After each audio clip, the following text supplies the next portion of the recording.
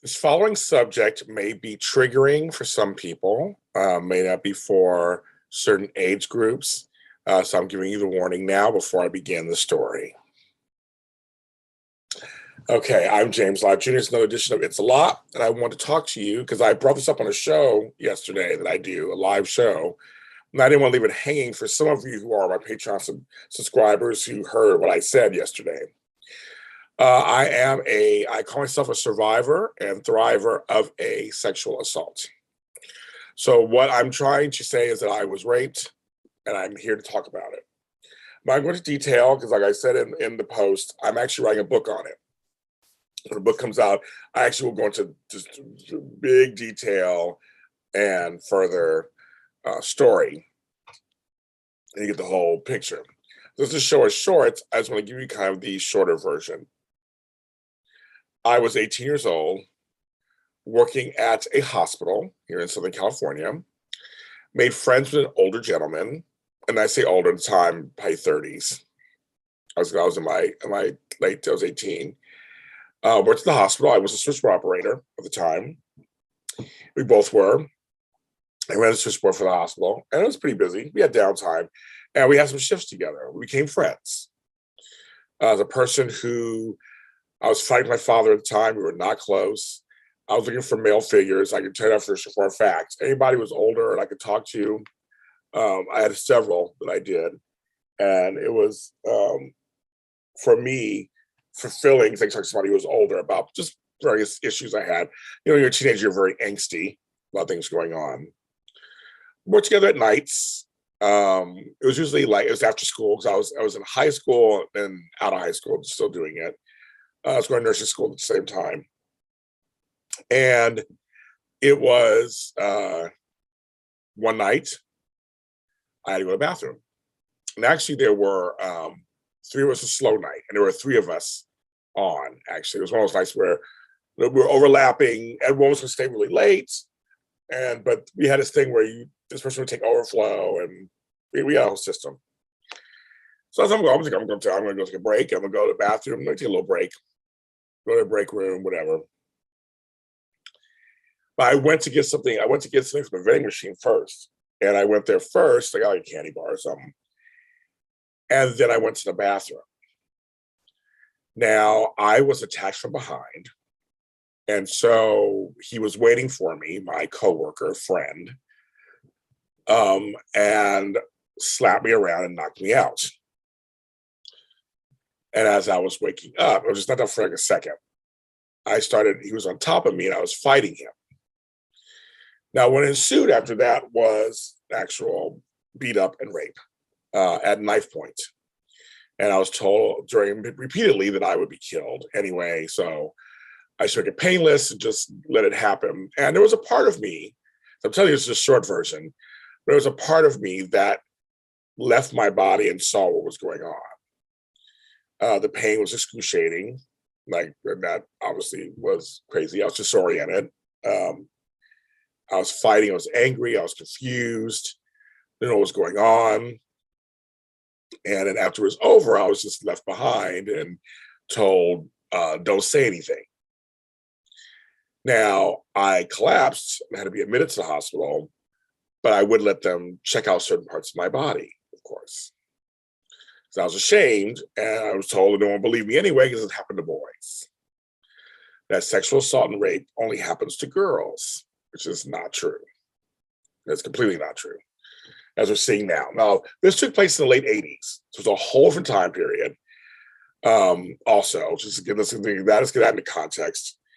And so I held the shame for a while.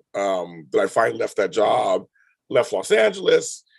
And for me, it affected my relationships I tried to form after I couldn't. The walls were just up.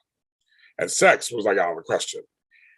It was a year or so later, through a system of just mishaps, I told my father I had been raped, and he got me help.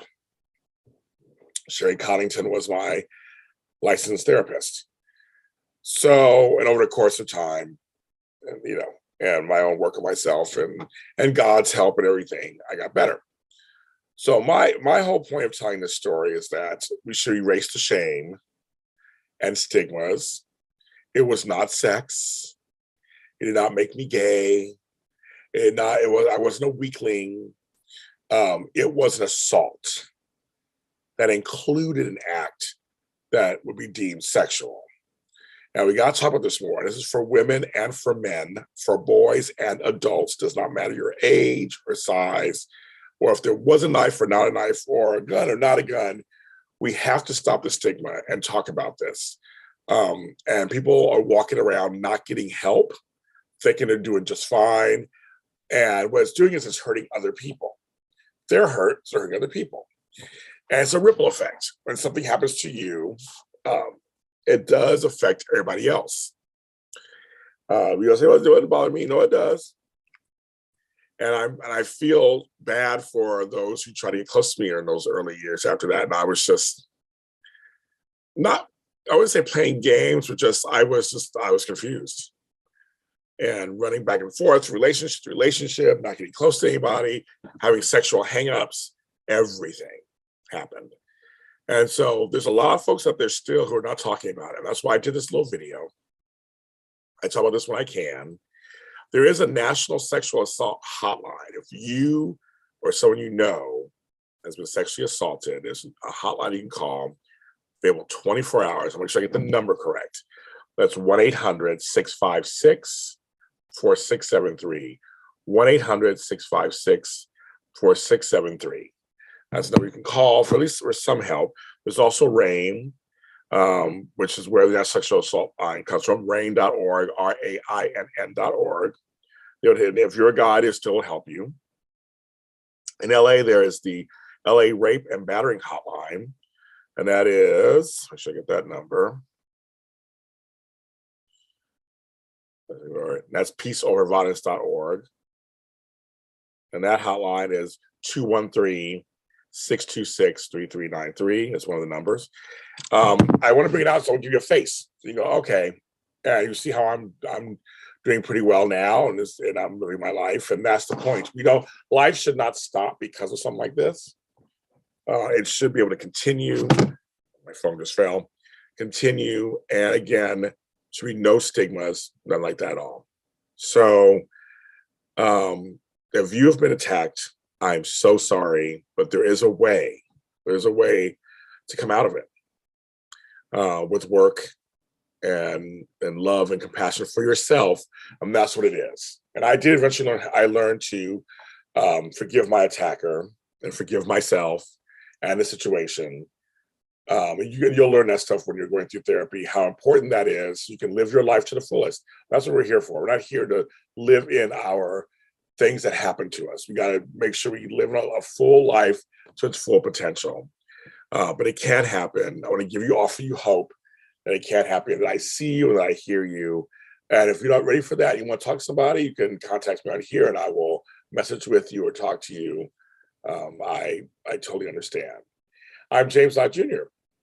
And we'll see you next time for It's a Lot.